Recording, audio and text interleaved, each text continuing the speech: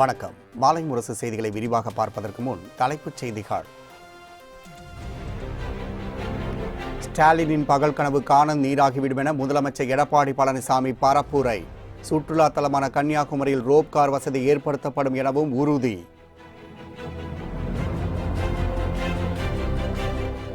காங்கிரஸ் திமுக ஆட்சியில் மக்களுக்கான எந்த நல்ல திட்டங்களும் செயல்படுத்தப்படவில்லை என ஓ பன்னீர்செல்வம் விமர்சனம். அதிமுக அரசின் நடவடிக்கையால் தமிழகம் மின்மிகை மாநிலமாக திகழ்வதாகவும் பெருமிதம்.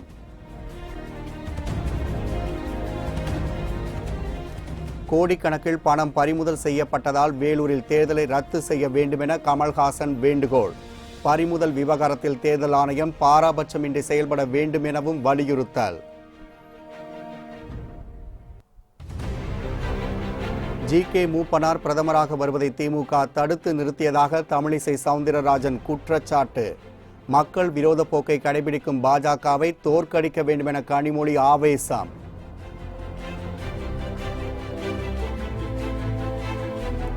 பணக்காரர்களுக்கு மோடியால் வழங்கப்பட்ட பணத்தை எடுத்து ஏழைகளின் வங்கிக் கணக்கில் செலுத்துவோம்.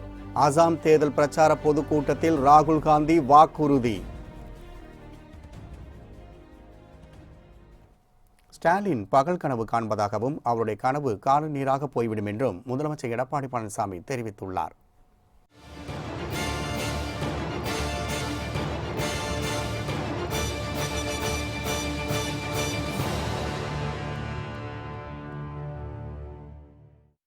கன்னியாகுமரி மாவட்டம் நாகர்கோவிலில் தேசிய ஜனநாயக கூட்டணி வேட்பாளர் பொன் ராதாகிருஷ்ணனை ஆதரித்து முதலமைச்சர் பரப்புரை மேற்கொண்டார். அப்போது தமிழகத்தில் அமைந்துள்ள அதிமுக தலைமையிலான கூட்டணி மக்களுக்கு சேவை செய்யும் மனப்பான்மை கொண்ட கூட்டணி என்று கூறினார்.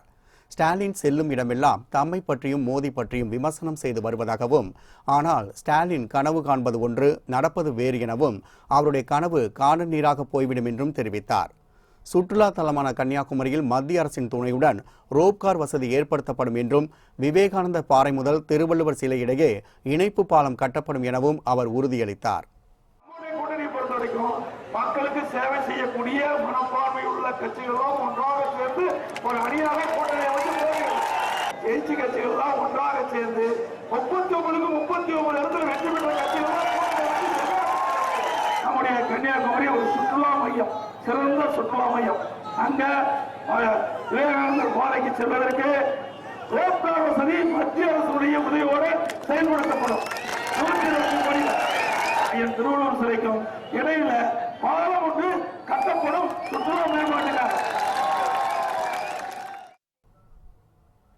இதேபோல் கன்னியாகுமரி மாவட்டம் தோவாளை பகுதியிலும் பொன் ராதாகிருஷ்ணனை ஆதரித்து திறந்த வாகனத்தில் முதலமைச்சர் பழனிசாமி பிரச்சாரம் மேற்கொண்டார்.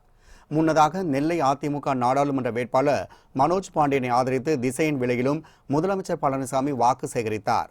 அப்போது மோடி தலைமையில் மீண்டும் ஆட்சி மலர வேண்டும் என அவர் வலியுறுத்தினார். இது மக்களுக்கான ஆட்சி என்றும், எத்தனை ஸ்டாலின் வந்தாலும் கட்சியை ஒன்றும் செய்ய முடியாது என பழனிசாமி கூறினார்.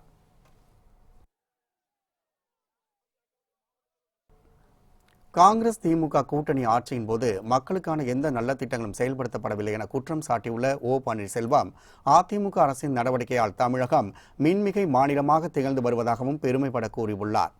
நாடாளுமன்ற தேர்தல் மற்றும் சட்டமன்ற இடைத்தேர்தலுக்கான பிரச்சாரம் களைகட்டி வருகின்றது. வரும் 18ஆம் தேதி வாக்குப்பதிவு நடைபெற உள்ளதால் வேட்பாளர்களை ஆதரித்து அந்தந்த கட்சி தலைவர்கள் தீவிர பிரச்சாரத்தில் ஈடுபட்டு வருகின்றனர். அதிமுக கூட்டணி வேட்பாளர்களை ஆதரித்து துணை முதலமைச்சர் ஓ பன்னீர்செல்வம் சுற்றுப்பயணம் மேற்கொண்டு வாக்கு சேகரித்து வருகிறார். இதன் ஒரு பகுதியாக திருப்பூர் தொகுதியில் போட்டியிடும் அதிமுக வேட்பாளர் MSM ஆனந்தனை ஆதரித்து பிரச்சாரம் மேற்கொண்ட அவர் தமிழக அரசின் சாதனைகளை விளக்கி பொதுமக்களிடம் வாக்கு சேகரித்தார்.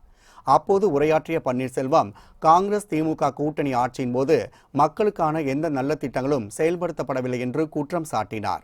இதற்கு முன்னால் நடைபெற்ற மாநில அரசு, இதற்கு முன்னாலே காங்கிரஸ் திமுக கூட்டணி ஆட்சி மத்தியிலே ஆளுங்கட்சியிலே இருந்திருக்கிறது.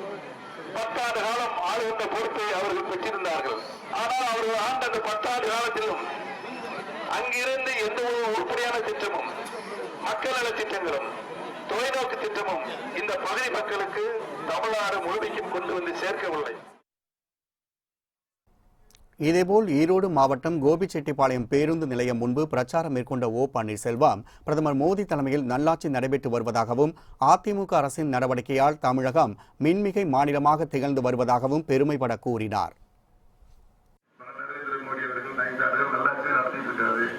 ஜல்லிக்கட்டுக்கு அனுமதி கொடுத்தாரு. மிகப்பெரிய பிரச்சனை, 10 லட்சம் பேர் உட்கார்ந்துட்டாங்க மெரினால் கடற்கரையில. அப்ப நான் முதலமைச்சர் போய் அவர்கிட்ட சொன்னேன், ஒரே நாள்ல 5 டிபார்ட்மெண்ட் அனுமதி தந்து தடைகளை உடை தெரிவதற்கு உதவி புரிந்தார். இன்னைக்கு எய்ம்ஸ் மருத்துவமனை வந்திருக்குது தமிழ்நாட்டுக்கு. தமிழ்நாட்டில் இருக்க மாவட்ட மருத்துவமனைகள் எல்லாம் தரம் உயர்த்தி மேம்படுத்துவதற்கு கோடிக்கணக்கான ரூபாயை தமிழகம் முழுவதற்கு இந்த மாவட்ட மருத்துவம் தந்து கொண்டு இருக்கிறார்கள். நாம் கேட்கிற திட்டம்லாம் கொடுக்குறாங்க. இன்னைக்கு மத்திய அரசுல கட்டுப்பாட்டில் இருக்க சாலைகள் எல்லாம் அகலப்படுத்துவதற்கும் உறுதிப்படுத்துவதற்கும் மேம்படுத்துவதற்கும் திட்டங்கள் தயாரிக்கப்பட்டு கொடுத்துட்டு இருக்கிறாங்க கேட்கறதுல. ஆகவே இன்றைக்கு நடைபெற்றுக் கொண்டிருக்கின்ற நம்முடைய சிறுபான்மையின மக்களுக்கு நாம் பாதுகாப்பானவர்கள். ஜாதி சந்தைகளை மதக்கலவர்கள் இல்லை. தமிழர் அமைதி போங்காக இருக்கிறது. தமிழகத்தில் தேர்தலை நிறுத்த சதி நடைபெறுவதாகவும் அதனை திமுக வேடிக்கை பார்க்காது எனவும் மு.க. ஸ்டாலின் தெரிவித்துள்ளார். கோவை கொடிசியா வளாகத்தில் மார்க்சிஸ்ட் கம்யூனிஸ்ட் கட்சி வேட்பாளர் பி.ஆர். நடராஜனுக்கு ஆதரவாக பிரச்சார கூட்டம் நடைபெற்றது. இந்நிகழ்ச்சியில் திமுக தலைவர் ஸ்டாலின், மதிமுக பொதுச் செயலாளர் வைகோ, மார்க்சிஸ்ட் கம்யூனிஸ்ட் கட்சியின் மாநில செயலாளர் கே. பாலகிருஷ்ணன், இந்திய யூனியன் முஸ்லீம் லீக் தலைவர் காதர் மொய்தீன் உள்ளிட்டோர் பங்கேற்றனர். கூட்டத்தில் பேசிய ஸ்டாலின், அதிமுக கூட்டணி கொள்கைக்கான கூட்டணி இல்லை என்றும் துரைமுருகன் வீட்டில் பணம் எடுத்ததாக பொய்யான தகவல்களை கூறி வருவதாகவும் தெரிவித்தார். திமுக வெற்றி வாய்ப்புள்ள தொகுதிகளில் தேர்தலை நிறுத்த சதி நடைபெறுவதாகவும் அதிமுகவின் சூழ்ச்சிகளை கண்டு வேடிக்கை பார்க்க மாட்டோம் எனவும் ஸ்டாலின் கூறினார். மீண்டு வருகிறார்கள். மீண்டு வந்ததற்கு பிறகு ஏதோ பணத்தை பறிமுதல் செய்ததாக செய்தி இருக்கலாம், இல்லை என்று மறுக்கல. எங்கிருந்து எடுத்தீர்கள்? துரைமுருகன் வீட்டிலா? துரைமுருகனுடைய கல்லூரியிலா? அவர் மகன் நடத்தக்கூடிய கல்லூரியிலா? யாருடைய வீட்டில் எடுத்துவிட்டு இதுல துரைமுருகன் சம்பந்தம் இருக்கிறது என்று சொல்லி அந்த தேர்தலை எப்படியாவது நிறுத்த வேண்டும், வேலூர் நாடாளுமன்ற தொகுதியுடைய இடைத்தேர்தல் நிறுத்த வேண்டும் என்ற ஒரு சதி. அந்த சதிக்கு பின்னணியில் என்ன என்று கேட்டால், அந்த நாடாளுமன்ற தொகுதியில 2 இடங்களில் இடைத்தேர்தல், ஒன்று ஆம்பூர், இன்னொன்று குடியாத்தம்.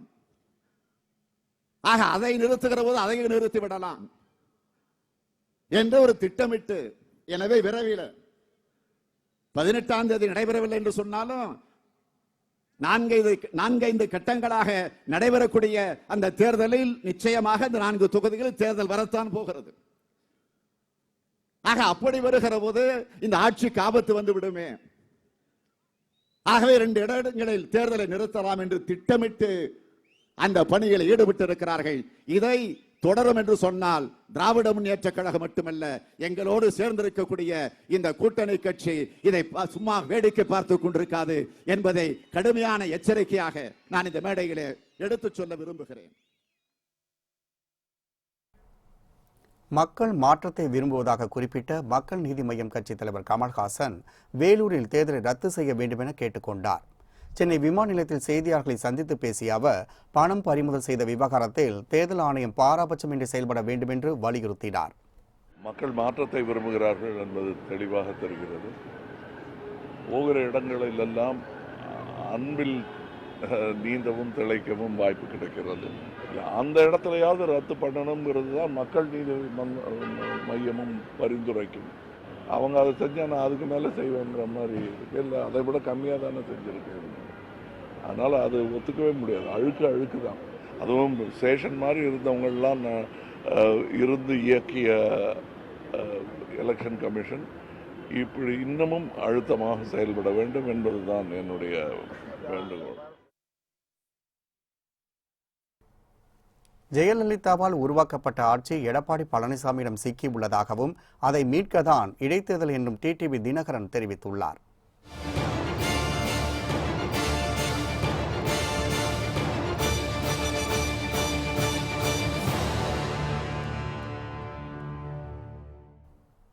பொள்ளாச்சி தொகுதியில் போட்டியிடும் அம்மா மக்கள் முன்னேற்றக் கழக வேட்பாளர் முத்துக்குமாரை ஆதரித்து உடுமலை பேருந்து நிலையத்தில் தினகரன் பிரச்சாரத்தில் ஈடுபட்டார். அப்போது பொள்ளாச்சி சம்பவத்தில் குற்றவாளிகளை தண்டிக்காமல் காப்பாற்றி வருவதாக டிடிவி தினகரன் குற்றம் சாட்டினார். கடந்த தேர்தலில் வெற்றி பெற முடியாத திமுக தற்போதைய தேர்தலில் மட்டும் எப்படி வெற்றி பெறும் என்றும் தினகரன் கேள்வி எழுப்பினார்.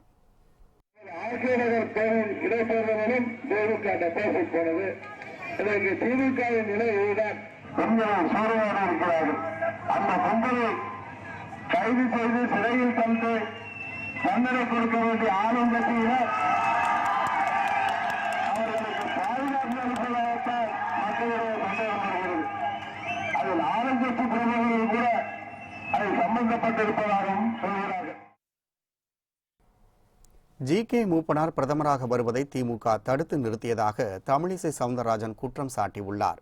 தூத்துக்குடி மக்களவைத் தொகுதி வேட்பாளராக போட்டியிடும் அவர் தேர்தல் பிரச்சாரத்தின் போது வாரிசுகள் நேர்மறையான அரசியல் செய்ய முடியும் என்பதற்கு உதாரணமாக செயல்பட்டு வருவதாக பெருமைப்பட கூறினார். அவர்கள் அவர்களாக வளர்ந்தவர்கள், நான் நானாக வளர்ந்தவர்கள். அப்படிப்பட்ட ஒரு சூழ்நிலையில் அவர்கள் தந்தையும் இரண்டு பேரும் ஒன்றாக அரசியல் செய்தவர்கள். ஆக அதுவும் அந்த தலைமுறை கூட்டணியும் வெற்றியாக இருந்தது. இந்த தலைமுறை கூட்டணியும் வெற்றிகரமாக இருக்கும் என்பது எனக்கு எந்த சந்தேகமும் இல்லை. தமிழக மக்களிடம் விரோத போக்கை கடைபிடித்து வரும் பாஜக ஆட்சியை விரட்டியடிக்க வேண்டும் என தூத்துக்குடியில் பிரச்சாரம் மேற்கொண்ட திமுக வேட்பாளர் கனிமொழி கேட்டுக் கொண்டுள்ளார். விவசாயிகளுக்கு பயிர் காப்பீடு சேர்ந்து விட்டதாக பிரதமர் மோடி பொய் பிரச்சாரம் செய்வதாகவும் குற்றம் சாட்டினார். இங்க பிஜேபி என்ன சொல்லிட்டு இருக்காங்க?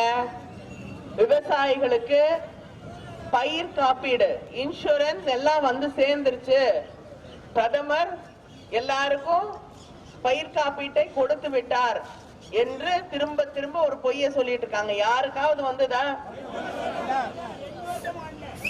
1,45,000 விவசாயிகள் இங்க மட்டும் தூத்துக்குடியில மட்டும் பயிர் காப்பீடு வராமல் பாதிக்கப்பட்டிருக்காங்க. தமிழ்நாட்டிற்கு துரோகம் செய்யக்கூடிய, தமிழர்களை அவமதிக்கக்கூடிய அந்த பிஜேபி ஆட்சி இந்தியால தொடரலாமா? மதச்சார்பின்மை பற்றி பேச காங்கிரஸ் கட்சிக்கு தகுதி இல்லை என தமிழ் மாநில காங்கிரஸ் கட்சியின் தலைவர் ஜி.கே. வாசன் விமர்சித்துள்ளார். தூத்துக்குடி மாவட்டம் கோவில்பட்டியில் பாஜக வேட்பாளர் தமிழிசைக்கு ஆதரவாக பிரச்சாரம் மேற்கொண்ட அவர் மற்ற நாடுகளை தாண்டி வளர்ந்த நாடாக இந்தியா மாற வேண்டுமென்றால் மீண்டும் மோடி தலைமையில்தான் ஆட்சி தொடர வேண்டும் என வலியுறுத்தினார். மதச்சார்பின்மையை பற்றி பேசுவதற்கு தகுதியற்ற நிலையை காங்கிரஸ் கட்சி அடைந்திருக்கிறது என்பதை நான் இங்கே சுட்டிக்காட்ட விரும்புகிறேன். இந்தியா மற்ற நாடுகளை தாண்டி வளர்ந்த நாடாக உயர வேண்டும், சிறக்க வேண்டும், வளர வேண்டும். அத்தகைய உயர்ந்த நிலையை ஏற்படுத்த வேண்டும் என்றால் அதற்கு நம்முடைய மரியாதைக்குரிய பிரதமர் நரேந்திர மோடிஜி அவர்களது தலைமையிலே மீண்டும் பாரதிய ஜனதா கட்சியினுடைய ஆட்சி இந்தியாவிலே தொடர வேண்டும். இந்த கூட்டத்தில் தமிழிசை சவுந்தரராஜனுக்கு ஆதரவாக அமைச்சர் கடம்பூர் ராஜுவும் பிரச்சாரம் மேற்கொண்டார். அப்போது பேசிய அவர் திமுக கூட்டணியில் கொள்கை இல்லை என்றும் அதிமுக அரசுதான் 23 ஆண்டுகால ஸ்டெர்லைட் பிரச்சனைக்கு தீர்வு கண்டதாகவும் குறிப்பிட்டார். ஒரு கொள்கை இல்லாத, அதிலே கூட ஒரு சமரசம் இல்லாமல் யார் பிரதமர் என்று சொல்வதற்கு லாயக்கற்ற, திராணியற்ற, தெம்பற்ற, வக்கற்ற ஒரு கூட்டணி இன்றைக்கு தேர்தலை சந்தித்துக் கொண்டிருக்கிறது. இன்னைக்கு ஒரு ஸ்டெர்லைட் பிரச்சனை சொன்னார்கள். அந்த ஸ்டெர்லைட் பிரச்சனை எடுத்துக்கொண்டால் கூட 23 ஆண்டு கால போராட்டத்திற்கு நிரந்தர தீர்வை காணது மாண்புமிகு அம்மாவின் ஆட்சியில தான். இன்னைக்கு அதை பற்றி அவங்க பேசவே முடியாது. அந்த சப்ஜெக்டை இன்னைக்கு யாரும் பேச முடியாது. ஒரு முடிவு முற்றுப்புள்ளி. கடந்த 4 ஆண்டுகளில் பணக்காரர்களுக்கு மோடியால் வழங்கப்பட்ட பணத்தை எடுத்து ஏழைகளின் வங்கிக் கணக்கில் செலுத்துவோம் என ராகுல் காந்தி உறுதியளித்துள்ளார். அசாம் மாநிலம் லாகிம்பூர் பகுதியில் காங்கிரஸ் தலைவர் ராகுல் காந்தி சூறாவளி பிரச்சாரம் மேற்கொண்டார். அப்போது பிரச்சார பொதுக்கூட்டத்தில் கலந்து கொண்டு பேசிய அவர் பிரதமர் மோடி பொருளாதாரத்திலிருந்து அனைத்து பணத்தையும் எடுத்து விட்டதாகவும் சாதாரண மக்களிடமிருந்து எடுத்த பணத்தை சிலரின் வங்கிக் கணக்கில் செலுத்திவிட்டதால் பொருளாதாரத்தில் ஒரு தேக்க நிலை ஏற்பட்டுள்ளதாகவும் குற்றம் சாட்டினார். காங்கிரஸ் அறிவித்துள்ள குறைந்தபட்ச வருமான உத்தரவாத திட்டத்தில் பணம் செலுத்தப்படுவதன் மூலம் இந்த தேக்க நிலை சீரடையும் என குறிப்பிட்ட ராகுல் காந்தி இதன் மூலம் மக்களின் கைகளில் பணம் புழங்குவது உறுதி செய்யப்படும் என்றும் காங்கிரஸ் ஆட்சிக்கு வந்ததும் கடந்த 4 ஆண்டுகளில் பணக்காரர்களுக்கு மோடியால் வழங்கப்பட்ட பணத்தை எடுத்து ஏழைகளின் வங்கிக் கணக்கில் செலுத்துவோம் என்றும் உறுதியளித்தார். கேரளாவின் வயநாடு தொகுதியில் காங்கிரஸ் தலைவர் ராகுல் காந்தி எதிர்த்து போட்டியிடப் போவதாக சோலார் ஊழல் புகழ் சிக்கிய சரிதா நாயர் தெரிவித்துள்ளார். மக்களவைத் தேர்தலில் கேரள மாநிலம் வயநாடு தொகுதியிலிருந்து போட்டியிட காங்கிரஸ் தலைவர் ராகுல் காந்தி இன்று வேட்புமனு தாக்கல் செய்கிறார். இதற்காக கோழிக்கோடு விமான நிலையத்திலிருந்து ஹெலிகாப்டர் மூலம் வயநாடு செல்லும் ராகுல் காந்தி அங்கிருந்து ஊர்வலமாக சென்று வேட்புமனு தாக்கல் செய்ய உள்ளதாக தெரிவிக்கப்பட்டுள்ளது. வேட்புமனு தாக்கல் செய்யும் போது ராகுல் காந்தியுடன் பிரியங்கா காந்தியும் இருப்பார் என தகவல்கள் தெரிவிக்கின்றன.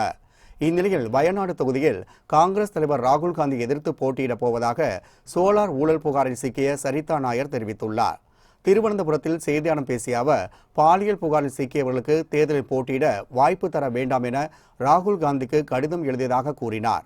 ஆனால் ராகுல் காந்தி எந்த நடவடிக்கையும் எடுக்காததை அடுத்து வயநாடு தொகுதியில் அவர் எதிர்த்து போட்டியிட முடிவு செய்துள்ளதாக தெரிவித்தார். இதனைத் தொடர்ந்து பாஜக தலைமையிலான தேசிய ஜனநாயக கூட்டணி வேட்பாளரும் பாரத் தர்ம ஜனசேனா தலைவருமான துஷார் வெள்ளப்பள்ளி நேற்று தனது வேட்புமனுவை தாக்கல் செய்தார். பின்னர் செய்தியாளர்களிடம் பேசிய அவர், முஸ்லிம் வாக்குகளை ஒருங்கிணைப்பதற்காகவே ராகுல் காந்தி வயநாட்டில் போட்டியிடுவதாக குற்றம் சாட்டினார். இதனிடையே வயநாடு தொகுதியில் ராகுல் காந்தி எதிர்த்து தேர்தல் மன்னன் என அழைக்கப்படும் தமிழகத்தை சேர்ந்த பத்மராஜன் மனு தாக்கல் செய்துள்ளார் என்பது குறிப்பிடத்தக்கது. காங்கிரஸ் வெளியிட்டுள்ள தேர்தல் அறிக்கை தேசத்துக்கு விரோதமானது என பிரதமர் மோடி குற்றம் சாட்டியுள்ளார். மகாராஷ்டிரா மாநிலம் கோண்டியாவில் பிரதமர் மோடி நேற்று தேர்தல் பிரச்சாரம் மேற்கொண்டார். அப்போது திரண்டிருந்த பொதுமக்களிடையே பேசிய அவர், மாவோயிஸ்டுகள் உள்ள தேச விரோத படைகளுக்கு எதிரான விதிகளை தகர்த்தெறிய காங்கிரஸ் திட்டமிடுவதாக தெரிவித்தார். நாடு மற்றும் ஆயுதப்படைகளை வலுவிழக்கச் செய்யும் காங்கிரஸ் சதி திட்டத்திற்கு முன்னாள் பாதுகாப்பு அமைச்சரும் தேசியவாத காங்கிரஸ் கட்சி தலைவருமான சரத்பவார் ஆதரவு தெரிவிப்பாரா என்றும் பிரதமர் மோடி கேள்வி எழுப்பினார். காங்கிரஸ் கட்சியின் தத்துவமே ஆட்சியை பிடிக்க வேண்டும் அல்லது குழப்பத்தை ஏற்படுத்தி நிலையற்ற தன்மை உருவாக்க வேண்டும் எனவும் சாடிய பிரதமர் மோடி காங்கிரஸ் வெளியிட்டுள்ள தேர்தல் அறிக்கை தேசத்திற்கு விரோதமானது எனவும் குற்றம் சாட்டினார். गरीब के घर में टॉयलेट बनाने से लेकर के अंतरिक्ष में सैटेलाइट को मार गिराने तक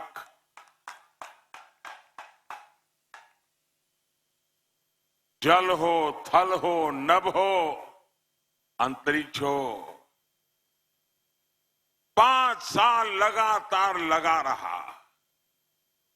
ये संभव हुआ है आपके आशीर्वाद के कारण, आपके समर्थन के कारण.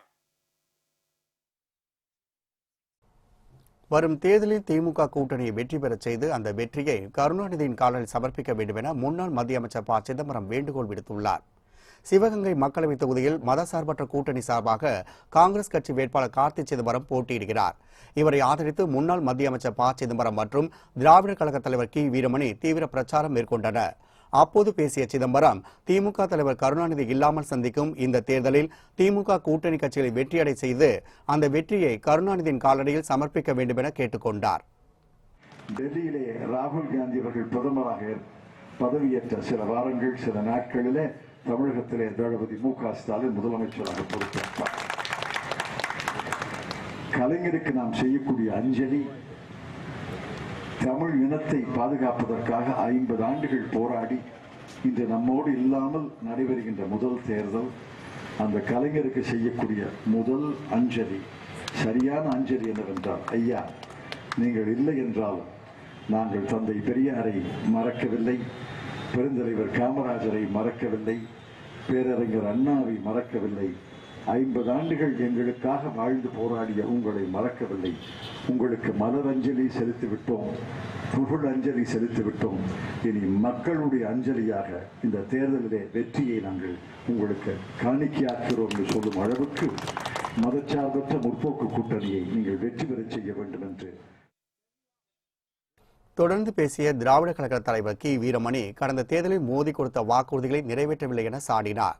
சரியானவர்களை அடையாளம் கண்டு வாக்களிக்கும்படி அவர் பொதுமக்களை கேட்டுக்கொண்டார். ஜனநாயகம் மீள முடியாத புதைகளுக்கு அனுப்புவதற்குத்தான் நாங்கள் இருக்கிறோம். மோடி இருக்கிறார், காவி இருக்கிறது, அதோடு ஆவியும் சேர்ந்திருக்கிறது என்பதுதான் மிக முக்கியம். ஆகவே காவியும் ஆவியும் சேர்ந்து இந்த நாட்டிலே ஜனநாயகத்தை குழி தோண்டி புதைக்கக்கூடிய நிலையிலே இந்த தேர்தலுடைய முக்கியத்துவம் என்ன என்று கேட்டால், தெளிவாக இந்த கூட்டணியினுடைய பயன் என்ன, ஏன் இந்த வேட்பாளர், ஒரு வேட்பாளர் வெற்றி பெறுகிறார், இன்னொரு வேட்பாளர் தோல்வியுறுகிறார் சொல்லக்கூடிய அறிவிப்பு அல்ல. நம்முடைய எதிர்காலத்தினுடைய வாழ்வு இதிலே தொக்கிக் கொண்டிருக்கிறது. நன்றாக நீங்கள் புரிந்து கொள்ள வேண்டும். இளைய தலைமுறை குறிப்பாக உணர வேண்டிய ஒரு செய்தி, இந்த நாட்டில் தமிழ்நாடு மீட்கப்பட வேண்டும், இந்தியா காக்கப்பட வேண்டும். இந்தியாவை காப்போம், தமிழ்நாட்டை மீட்போம். இந்த இரண்டும் இந்த தேர்தலிலே அடிப்படையானது. தருமபுரி தொகுதியில் போட்டியிடும் பாமக வேட்பாளர் அன்புமணி ராமதாஸை ஆதரித்து திமுக மற்றும் அதன் கூட்டணி கட்சியினர் தீவிர வாக்கு சேகரிப்பில் ஈடுபட்டனர். தருமபுரி நாடாளுமன்ற தொகுதியில் அதிமுக கூட்டணி கட்சி சார்பில் பாமக வேட்பாளர் அன்புமணி ராமதாஸ் போட்டியிடுகிறார். இந்நிலையில் தருமபுரி தொகுதிக்கு உட்பட்ட மேட்டூரில் அன்புமணிக்கு ஆதரவாக அதிமுக கூட்டணி கட்சியினர் வாக்கு சேகரித்தனர். வீடு வீடாக சென்று மாம்பழ சின்னத்திற்கு வாக்களிக்க கோரி துண்டு பிரசுரங்கள் வழங்கினர். இந்நிகழ்ச்சியில் அதிமுக, தேமுதிக, பாஜக, தமாக உள்ளிட்ட கூட்டணி கட்சியினர் கலந்து கொண்டனர். ராகுல் காந்தி அளித்துள்ள தேர்தல் வாக்குறுதிகள் அனைத்தும் பொய்யானவை என பிரேமலதா விஜயகாந்த் குற்றம் சாட்டியுள்ளார்.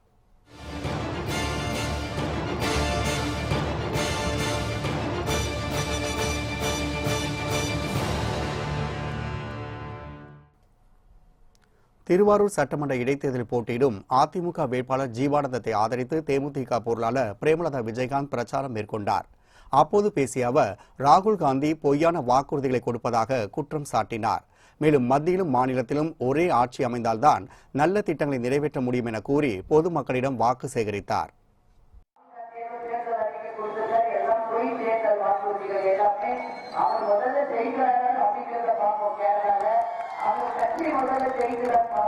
அதுக்கு பிறகுதான் வந்து வாக்குறுதியை தர முடியும், நிறைவேற்ற முடியும்.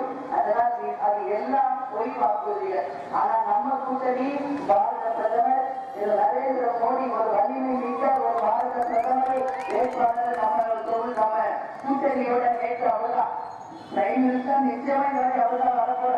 நிச்சயம் இந்த கூட்டணி எல்லா விதத்திலுமே மக்களுக்கும் நாட்டுக்கும் நல்லது செய்ய போகிற கூட்டணி அப்படின்னு இந்த நேரத்தில் எல்லாரும் பார்த்து நான் கேட்டுக்கொள்கிறேன். இதேபோன்று தஞ்சை மக்களவைத் தொகுதியில் போட்டியிடும் தமிழ் மாநில காங்கிரஸ் கட்சி வேட்பாளர் என்.ஆர். நடராஜனை ஆதரித்தும் தஞ்சை சட்டமன்ற இடைத்தேர்தல் போட்டியிடும் அதிமுக வேட்பாளர் காந்தியை ஆதரித்தும் பிரேமலதா விஜயகாந்த் வாக்கு சேகரித்தார். அப்போது பேசிய அவர் விவசாயிகளை பாதுகாக்கவும் நதிகளை இணைக்கவும் வலியுறுத்துவோம் என உறுதியளித்தார். இந்த கூட்டணி 40 தொகுதிகளையும் வென்றெடுத்து டெல்லிக்கு சென்று பாரத பிரதமருடைய தலைமையில இருக்கும் பொழுது தமிழ்நாட்டுக்கு வேண்டிய எல்லா திட்டங்களையும் நம்மால கொண்டு வர முடியும். எவ்வளவு விவசாயத்தை சார்ந்த பூமி, எவ்வளவு விவசாயத்துக்காகவே உழைக்கின்ற மக்கள். அப்ப அந்த விவசாயம் நல்லாக இருந்தாதான் தமிழ்நாடு நல்லா இருக்கும். அதுல மாற்று கருத்தில்லை. அப்போ விவசாயம் நல்லா இருக்கணும்னு நம்ம என்ன பண்ணோம்? தேசிய நதிகளை இணைப்பதுதான் நமது விவசாயத்திற்கும் குடிநீருக்கும் தொழில்களுக்கும் நிச்சயமாக நாம் கொண்டு வரப் போகிறோம். அதை முதல் வாக்குறுதியாக திரு நரேந்திர மோடி அவர்களை சந்தித்து இந்த கூட்டணி வெற்றி பெற்று டெல்லிக்கு சென்றவுடன் எப்படி திரு வாஜ்பாய் காலத்தில் 4 சாலை திட்டம் போட்டு இந்தியாவை வல்லரசு நாடாக கொண்டு வந்தார்களோ அதுபோல் தேசிய நதிகளை இணைப்பதுதான் முதல் வேலை என்பதை உறுதியாக சொல்றோம். ஏப்ரல் 18 மோடிக்கு கெட் அவுட் என உதயநிதி ஸ்டாலின் விமர்சித்துள்ளார். தூத்துக்குடி மக்களவைத் தொகுதியில் திமுக சார்பில் போட்டியிடும் வேட்பாளர் கனிமொழி ஆதரித்து உதயநிதி ஸ்டாலின் வாக்கு சேகரித்தார். பொதுமக்களிடம் பேசிய அவர் 5 வருட மோடியின் ஆட்சிக்கு தண்டனை கொடுக்கும் நாள் ஏப்ரல் 18ஆம் தேதி எனவும் அன்று மோடிக்கு கெட் அவுட் என்றும் கூறினார். நீட் தேர்வை ரத்து செய்யவும் ஸ்டெர்லைட் விவகாரத்திற்கு முடிவு கட்டவும் திமுக காங்கிரஸ் கூட்டணி கட்சிகளை ஆதரிக்க வேண்டும் என உதயநிதி ஸ்டாலின் கேட்டுக் கொண்டார்.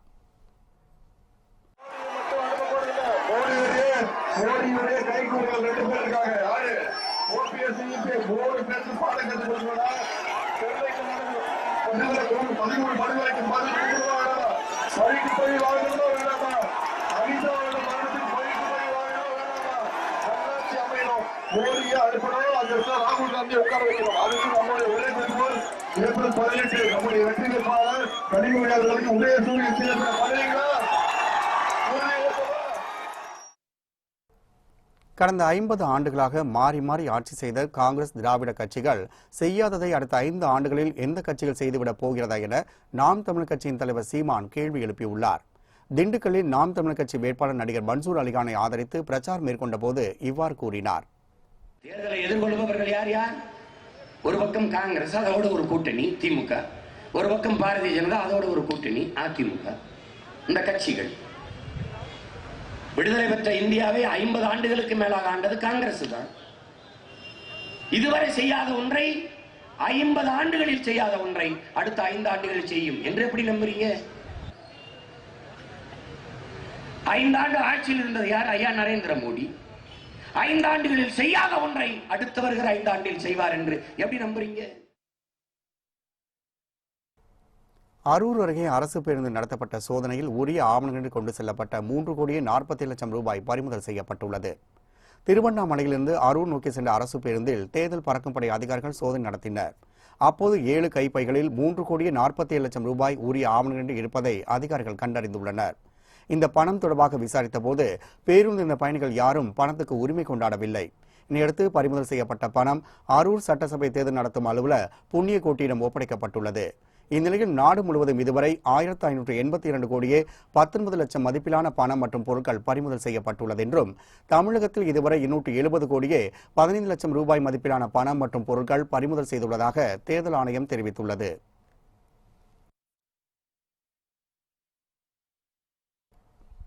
டெல்லியில் இருப்பது மோடி அல்ல டேடி என தற்போதைய அதிமுகவினர் கூறுவது ஜெயலலிதா ஆன்மாவுக்கு செய்யும் துரோகம் இல்லையா என ஏவா வேலு கேள்வி எழுப்பியுள்ளார்.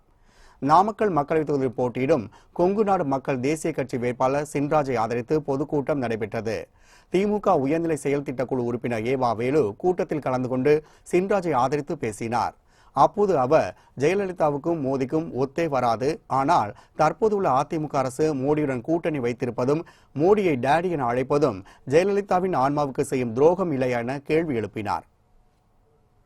எப்பொழுதும் அம்மாவுக்கும் மோடிக்கும் ஒத்து போனதல்ல, ஆனால் அவரால் அடையாளம் கட்டப்பட்டவர்கள் சொல்லுகிறார்கள் இப்பொழுது டெல்லியிலே இருக்கிற ஒரு மோடி அல்ல, எங்களுடைய டாடி வந்திருக்கிறார், எங்க டாடி வெற்றி பெற வேண்டும் என்று சொல்லுகிறார். இது அம்மையார் ஜெயலலிதாவுக்கு துரோகம் செய்வதாக உங்களுக்கு தெரியவில்லையா? சிவாஜி கணேசன் மட்டும் இல்லை என்று சொன்னால் அந்த இடத்துக்கு யார் பொருத்தமாக இருக்கும் என்று சொன்னால் மாண்புமிகு பிரதமர் மோடி தான் அதற்கு பொருத்தமாக இருப்பார். காரணம் என்ன? தேர்தல் வந்தால் போதும், தேர்தல் வந்தா போதும், மைக்கு முன்னால் கண்ணாடி கைட்டு அழுது கொண்டே இருக்கிறார். சீர்காழியில் தேமுதிக நிர்வாகிகள் மோதிக்கொண்ட சம்பவம் அப்பகுதியில் பெரும் பரபரப்பை ஏற்படுத்தியுள்ளது. நாகை மாவட்டம் சீர்காழியில் மயிலாடுதுறை நாடாளுமன்ற வேட்பாளர் ஆசைமணி ஆதரித்து தேமுதிக பொருளாளர் பிரேமலதா பிரச்சாரம் செய்தார். இதுகுறித்த ஆலோசனைக் கூட்டம் தேமுதிக மாவட்ட செயலாளர் ஜலபதி தலைமையில் நடைபெற்றது. இக்கூட்டத்தில் தன்னை அழைக்கவில்லை என கூறி தேமுதிக நகர செயலாளர் செந்தில் தகராறு செய்தார். இதில் இருவரும் மோதிக்கொண்டதில் கார் கண்ணாடி உடைந்தது. இந்த சம்பவம் குறித்து காவல் நிலையத்தில் புகார் அளிக்கப்பட்டது. புகாரின் பேரில் செந்திலை கைது செய்து விசாரணை நடத்தி வருகின்றனர். கூட்டத்திற்கு அழைக்காததால் தகராறு நடைபெற்றதா அல்லது தேர்தல் செலவுக்கு ஒதுக்கப்பட்ட பணத்தை பிரிப்பதில் தகராறு நடந்ததா என போலீசார் விசாரணை மேற்கொண்டு வருகின்றனர்.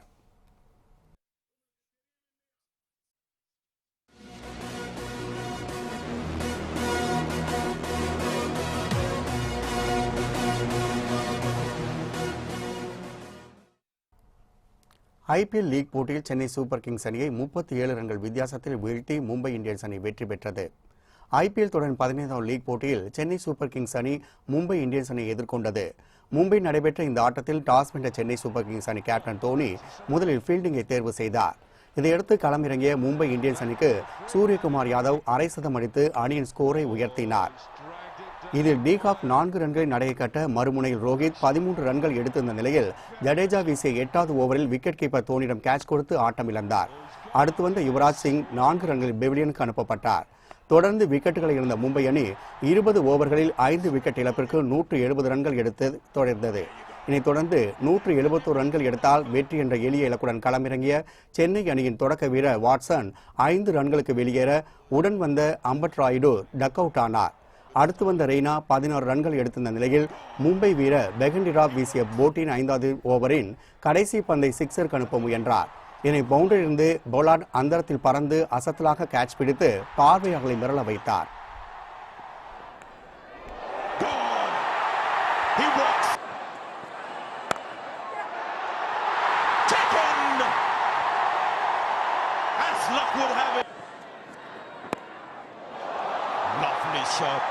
That's it. Gone again, square this time. இதனையடுத்து அதிகபட்சமாக கேதர் ஜாதவ் 8 பவுண்டரிகள் ஒரு சிக்ஸர் உட்பட 58 ரன்கள் விளாசினார். கேப்டன் தோனி 12 ரன்களை சேர்க்க ஜடேஜா 1, பிரேவோ 8, சாகர் 7 என சொற்ப ரன்கள் பேட்டிங் வரிசை சரிந்தது. 20 ஓவர்களில் 8 விக்கெட் இழப்புக்கு 133 ரன்கள் மட்டுமே சென்னை அணி எடுத்ததை அடுத்து மும்பை அணி 37 ரன்கள் வித்தியாசத்தில் வெற்றி பெற்றது.